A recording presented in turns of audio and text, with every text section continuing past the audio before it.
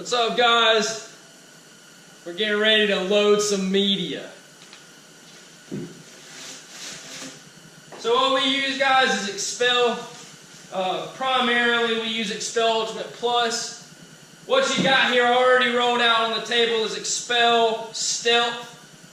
So we have quite a few different products that we use.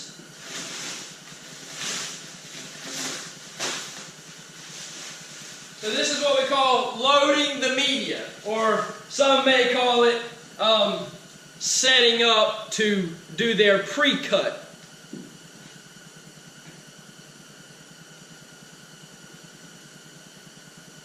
It's a brand new roll of film.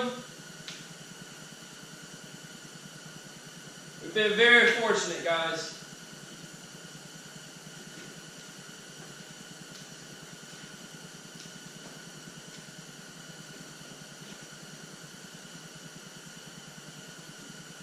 So you probably noticed, for you guys that install a good bit, I mostly go under the GrafTech instead of over. One's because I have this shelf up here.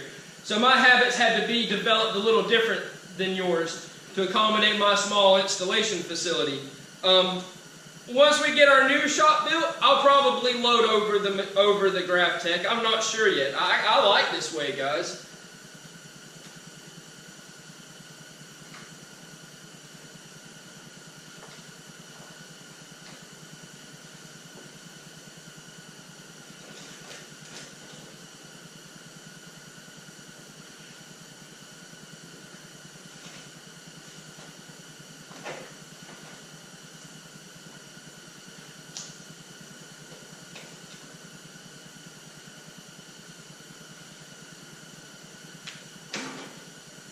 Alright, so check this out. I'll bring in here and show you some up-close type work.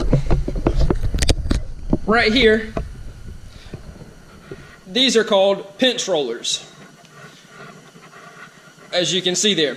You can see this one's not on the film. So what I'm getting ready to do with my GrafTech plotter, we call it Bigfoot, is I'll flip up that arm there, and then I'll pull a little bit of film close. I'm trying to do all this with holding the camera, and I will drag that pinch roller that was down here to the end of this material. I usually leave a small area.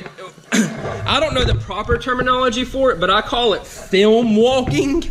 And let me tell you about film. Oh, and then I pull that arm back up, and that secures my media. So now all my pinch rollers are down holding that media. Let me tell you a quick story about film walking, and then I'm going to move on. I'll try to bring some video in throughout this thing. But when I first got my plotter, when I first came home from school, from Expel, and was going to do my first plot, when I cut my plotter on, it spit out like, it just started running with film loaded. And I loaded my film first before I cut the plotter on. I was ready to go, let me tell you. Big mistake. The film started spitting out the plotter. It spit probably 20 feet of film into a big ball of mess right here on the floor. I'm like, oh gosh, did this really just happen? I mean, I didn't know. It was incredible. All right, so I get over that, okay? We get over that, we're ready to go. I have to do a big 60-inch cut. It was a Z06 that we were going to take a lot of time on. We took a lot of time. It was a learning curve. We learned so much about this car and installing paint protection film. We just took our time with it. So I had my grandfather here. We had a whole big shebang when we did this car. That's all I'll say about that. But it came out really good. So during a big 60-inch cut on this Corvette, my film walked out of the pinch rollers. We're like maybe 12 feet into this piece of paint protection film when it walks out, 10 to 12 feet. When it walks out, I create a big giant ball of mess right inside my plotter. It didn't fall out on the floor, it was in the plotter. It was unbelievable. I'm like, wow. You know, so material is flying out of this shop at the rate that I'm like, this is going to be a learning curve. So I had to start building a system. I had to stop. I had to think. It was time to start really focusing on the methods and all that should be used to set up, okay? So that once you build a routine, you need to have a routine. That's with blowing your surfaces, pulling your everything, dirt particle and taking your time are the two big things about installing paint protection film. And that's setting up for paint protection film. That has nothing to do with installing paint protection film. But preparation is key here at your cut station before you get on the car. And that's a whole nother series of videos and all that stuff. It's in depth, but there's a lot to it. Alright, so there we go. We got this loaded up. Alright guys, welcome to my elaborate office. As you can see, we're in the office. Beside us we have our beautiful, I think it's a Whirlpool, a Whirlpool washing machine where we do the shop towels. We use this as our filing cabinet and all the other aspects of office needs. Here beside us we have a laundry basket. This collects all of our documents and all. And we have this beautiful end table. That's incredible. And then over here is where our amazing desk is, which is a beautiful creeper. Now listen guys, these are provisions made for a highly set up facility. I tell you what guys, it has nothing to do with how well the installation is over here. It's this amazing facility that we work out of right here. But here we have, as you can see, here's what we're about to cut guys. This is it. And remember, most of it's already been cut with Stealth. So this is going to be of Expel Ultimate Plus, and this is going to be of Stealth, and that keeps a Raptor looking its natural satin type finish in all of its flat areas, like the fender flares in the front end. And then we'll apply gloss or Ultimate Plus over all the base coat, clear coated painted surfaces. But as you can see there, lighting's decent. I don't have my wall lights on yet. That bad boy right there had the better part of 12 hours and 2 guys yesterday, about, I guess you could say 23, 24 man hours in polishing that bad boy to get it to where it's at right now. And after we install the paint protection film on the front end and the mirrors, we'll ceramic coat this entire truck.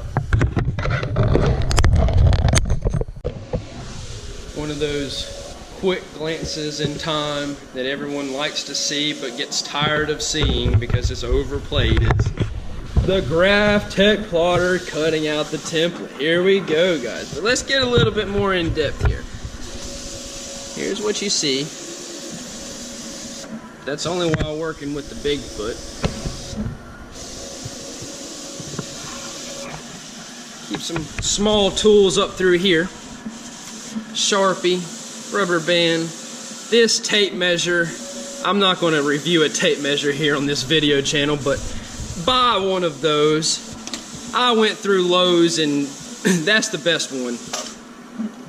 Amazon, that's the best one, guys. Oh yes, and there it is. Just a thing of beauty. You can see where we cleaned up all the glue residue. I purchased when we did the ZR1, we could have put 3M two-sided tape back on the back of that very easily and reinstalled the factory badges. But listen guys, it's a ZR1. You do everything to your fullest potential. You know, who cares? Buy some badges.